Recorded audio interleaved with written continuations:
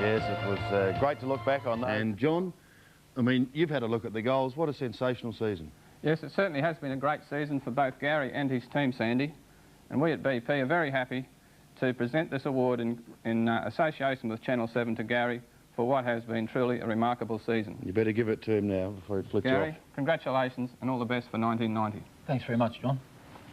I'd just like to thank BP and Channel 7 and God for making this award possible. Gary, congratulations. Now, we're not going to let you go without having another look at this, because we'll have a look at the tape now. It was the one against Collingwood. Now, what were your thoughts here? Well, I was just thinking now I've just dropped the mark that I should have taken, so I thought I'd better make amends.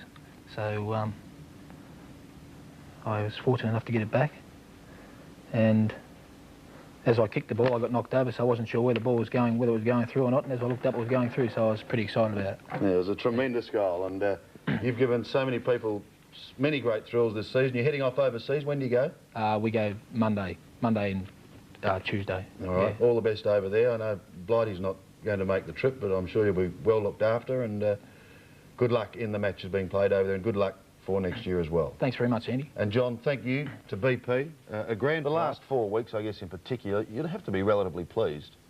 Oh yeah, we're very pleased the way we went in the finals. Unfortunately, we never took it off, but even though we never won the grand final, we've gained a lot of experience through that, and that should help us in the future. What was the feeling when Malcolm insisted that you stay out on the ground and watch the Hawthorn boys get their medals? Was there a general feeling of, right, this is it, this is the aim? Oh yeah, I guess you know, Malcolm's idea of that was, you know, for us to have a good look at what it's, you know, really all about, and to sort of maybe give us a bit more hunger for next year. So at the start of the season, Gary, did you set yourself goals? Were there aims and ambitions for you and the team? Oh yeah, I guess, you know, you always set yourself personal goals, but you know, the team more important. So you know, obviously we did set team goals for the season, and you know, Malcolm being a great coach, we were able to you know, to reach every goal but the big one at the end. So we went very close. A lot's been said about Malcolm. Is there any one character in his makeup? I mean, he's only a young coach, right, but is there any one character, do you think, in his makeup that is able, for example, been able to bring out the best in you and the other boys down there? Oh yeah, Malcolm's, you know, he's a good bloke. He's a very sensible coach, you know, self-controlled, and he's got a good approach to the game. And you know, since Malcolm come, you know, we've, you know, a lot of the players' attitudes have changed. We've really enjoyed our season under Malcolm, and I think that's helped us all tremendously, and it certainly improved our football. Now, I had a chat to your mum, Colleen, up at Drilling, yep, and I asked her, I said, now, Colleen, if there's one facet or one aspect of Gary's game that has improved in recent times, what would it be? And she said, he's quicker now. Right. Now, is Mum right?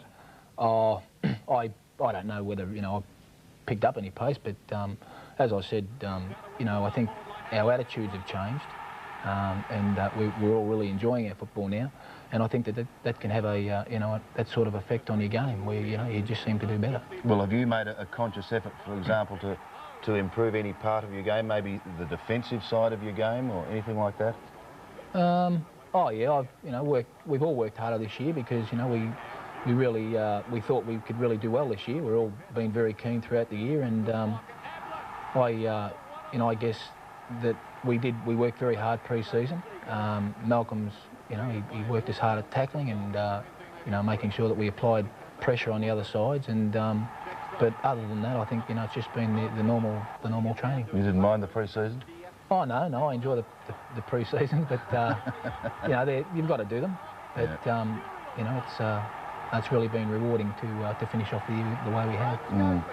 And Gary, your mum Colleen also said, oh, I said, has he changed much? She said, oh, he's a bit quieter now, but she said, I suppose that's because he's getting older, and, you know, the family and everything. But obviously Christianity has played a part in that. Has it not? How has it changed you? Oh yeah, it certainly has. I guess I have you know, settled down a lot, and been able to concentrate a lot more on my football this year, and you know, it certainly has helped. Yeah. Even Bob Davis, who is partial towards Geelong, is now finally aligning you with Dennis Marshall, who he said was the greatest player he'd seen. I want to ask you just a couple of questions on opponents, though. Right. Who have you found the toughest? Well, I guess that's a tough question, but I guess one of the players that I'd find probably one of the most underrated in the league would be Danny Frawley from St Kilda. Right. I think he's a good player. He's quick over the first 20 metres. He's very strong, and I'd probably say he'd be one of the hardest opponents I've played against. Last question, you've played defence, attack, across the centre, on the ball. Your favourite position? Oh, I'd say forward flank. I played in the forward flank in the finals, and I found that to be the position to play, so it's been good. Spend that petrol money wisely, won't you? I will, Sandy. Have a good trip overseas, and we look forward to seeing you in 1990. Thank you very much.